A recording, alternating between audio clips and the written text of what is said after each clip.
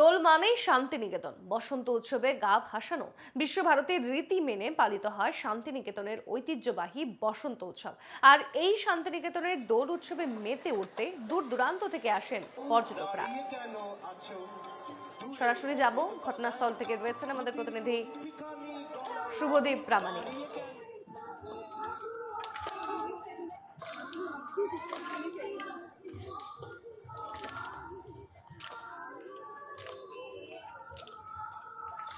শুভদীপ, বর্তমানে শান্তিনিকেতনে কি ছবি দেখাচ্ছ? আমরা দেখতে পাচ্ছি তোমার পেছনে কচি কাচারা তো রয়েছেই, তারা শোভাযাত্রায় মেতে উঠেছে।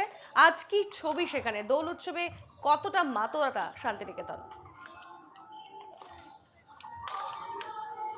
দেখো স্বর্ণালী, প্রথমেই তোমাকে এবং এনকেটিভি বাংলার সকল দর্শককে কিন্তু বসন্ত উৎসবের শুভেচ্ছা জানাই। এবং যেটা তুমি বললে যে আমার পিছনে একদম ছবিটা দেখা যাচ্ছে, অর্থাৎ সকাল থেকেই কিন্তু শান্তিনিকেতনে মাতোয়ারা সকলেই এবং বসন্তকে আহ্বান জানাতে খোল গানের মধ্যে দিয়ে তারা কিন্তু ইতিমধ্যেই শুরু করেছে এই শোভাযাত্রা।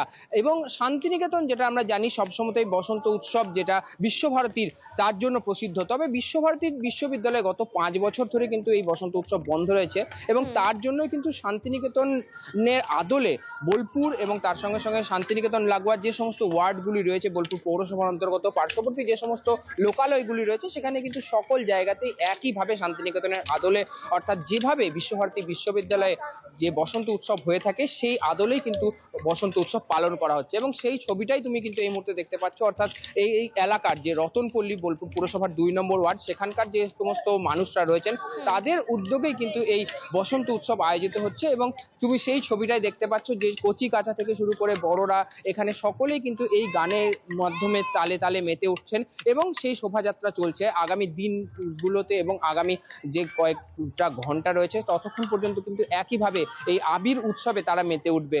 শান্তিনিকেতনে শুধুমাত্র রতনপল্লী নয়, তার সঙ্গে সোনাঝুরি এবং পার্শ্ববর্তী যে সমস্ত বোলপুরের ওয়ার্ডগুলি রয়েছে, জামবুনি এবং নাগরিক সমাজ, বেলতলা, সমস্ত জায়গাগুলিতে কিন্তু একইভাবে এই আনন্দে তারা যোগদান করছে এবং তার সঙ্গে সঙ্গে তারা মাতোয়ারা হয়ে উঠছে।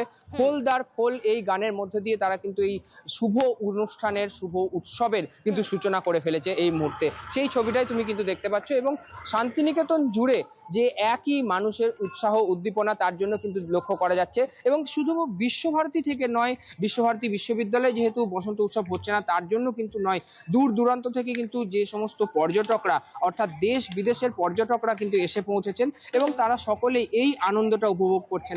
কারণ তুমি জানো, এই যে দেখো শান্তিনিকেতনের অত্যন্ত আলাদা কিন্তু এই বসন্ত উৎসব বা দোল উৎসব বা হোলি, যেটা তুমি বলতে পারো, সেটা কিন্তু অত্যন্ত আলাদা। তাই সেই জিনিসটাকে চুটিয়ে উপভোগ করতে কিন্তু সকাল থেকেই মানুষের উপস্থিতি লক্ষ্য করা যাচ্ছে। একদমই ছোট বাচ্চা থেকে শুরু করে যারা বড়রা, তারা সকলেই এই অনুষ্ঠানে তারা যোগদান করেছে।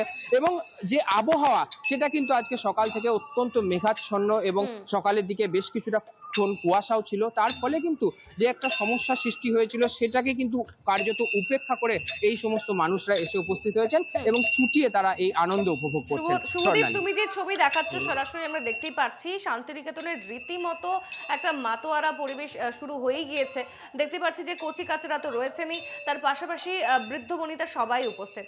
আজকে এখন শোভাযাত্রা চলছে, সারাদিনে কি কি কর্মসূচি রয়েছে আর যারা সেখানে উপস্থিত রয়েছে তাদের মন্তব্য নাও, তারা কি বলছে, আজ কিভাবে সারাদিন তারা উদযাপন করবে?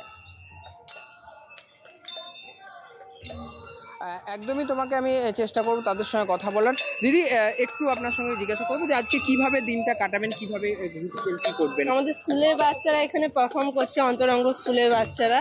তো ওদের সাথে এই দোলের পর মিষ্টি মুখ এভাবেই কাটানো হবে, ওদের সাথেই হোলি খেলে। আজকের দিনটা কতটা ভালো লাগে, আলাদা লাগে? আজকে দিনটা তো সবার কাছেই ভালো ভালো লাগা। আজকে নতুন বসন্ত। একেবারে আরো শুভদীপ, একজনের এই সঙ্গে কথা বলার চেষ্টা আমরা করবো। এই দিদি, ছবি আজকে আপনার দর্শকদের দেখিয়ে যাব সারাদিন, তুমি আমাদের সঙ্গেই থাকো। দোল মানে যেহেতু শান্তিনিকেতনের এই ছবি আপনাদের দেখাচ্ছি, বসন্ত উৎসবে গা ভাসানো বিশ্বভারতীর রীতি মেনেই কিন্তু পালিত হচ্ছে শান্তিনিকেতনের ঐতিহ্যবাহী বসন্ত উৎসব। আমাদের সঙ্গে সরাসরি ছিলেন আমাদের প্রতিনিধি শুভদীপ প্রামাণিক। ধন্যবাদ তোমাকে আপাতত।